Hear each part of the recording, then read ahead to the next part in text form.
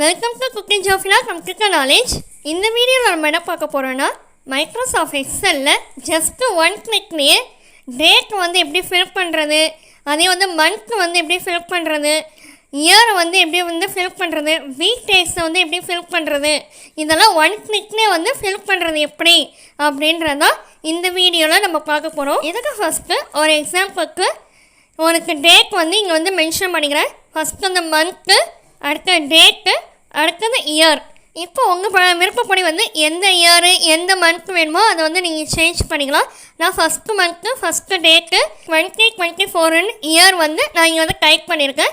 உங்களுக்கு எந்த இயர் வந்து விருப்பமோ அதை வந்து நீங்கள் டைப் பண்ணிக்கலாம்.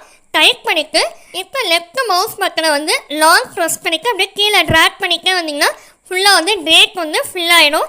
இப்போ வந்து டேட் வந்து ஃபில் ஆகிடுச்சு. இந்த டேட்டை வச்சே வந்து நம்ம வந்து மந்த்து இயரு எல்லாத்தையும் வந்து ஒரே ஒரு கிளிக்கில் வந்து நம்ம சேஞ்ச் பண்ணிகிட்டே இருக்க போகிறோம்.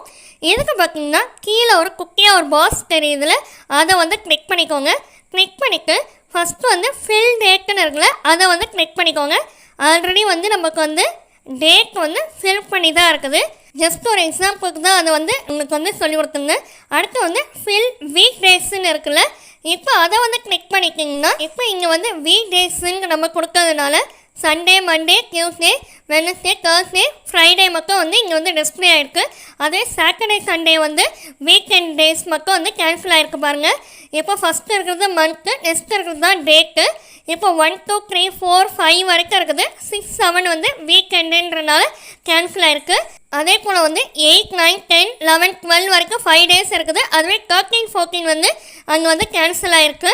இது போல் வந்து வீக் டேஸ் மட்டும் வந்து இப்போ டிஸ்பிளே பண்ணணும் அப்படின்னும் போது ஃபில் வீக் டேஸ்ன்னு கொடுத்தீங்கன்னா அங்கே வந்து வீக் டேஸ் மட்டும் வந்து டிஸ்பிளே ஆகும். நெக்ஸ்ட்டு அதே போல் அந்த எல்லோ கலர் பாக்ஸையை வந்து நீங்கள் கிளிக் பண்ணிக்கிங்கன்னா ஃபில் மந்த்துன்னு இருக்கும். இப்போ ஃபில் மந்த்து நீங்கள் கிளிக் பண்ணிங்கன்னா அதிலே வந்து மந்த்து மட்டும் பார்த்தீங்கன்னா நான் ஃபஸ்ட்டு மந்த்து வந்து நான் வந்து டைப் பண்ணியிருந்தேன். இப்போ செகண்டு, தேர்டு, 12 மந்த்தோட வந்து டேட்டும் ஃபஸ்ட்டு டேட்டும் வந்து இங்கே வந்து டிஸ்பிளே ஆகுது. இப்போ அதே வந்து மந்த்து மட்டும் நம்ம டிஸ்பிளே ஆகணும் அப்படின்னும் போது 12 மந்த்லேயும் ஃபஸ்ட்டு டேட்டு மட்டும் டிஸ்பிளே ஆகும்.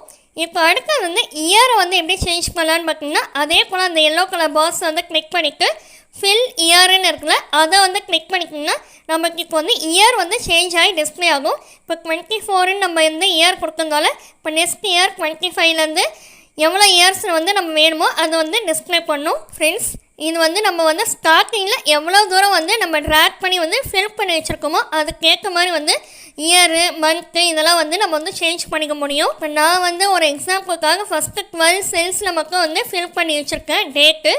இதே வந்து உங்களுக்கு எவ்வளோ வேணுமோ வந்து அவ்வளோ தூரத்துக்கு வந்து நீங்கள் ட்ராக் பண்ணி ஃபில் பண்ணிக்கலாம் ஃப்ரெண்ட்ஸ். ஓகே ஃப்ரெண்ட்ஸ், ஒரே கிளிக்கில் year, month, week days, date இது எல்லாத்தையும் வந்து சேஞ்ச் பண்ணுறது எப்படின்ற வீடியோ வந்து உங்களுக்கு புரிஞ்சிருக்கோன்னு நினைக்கிறேன்.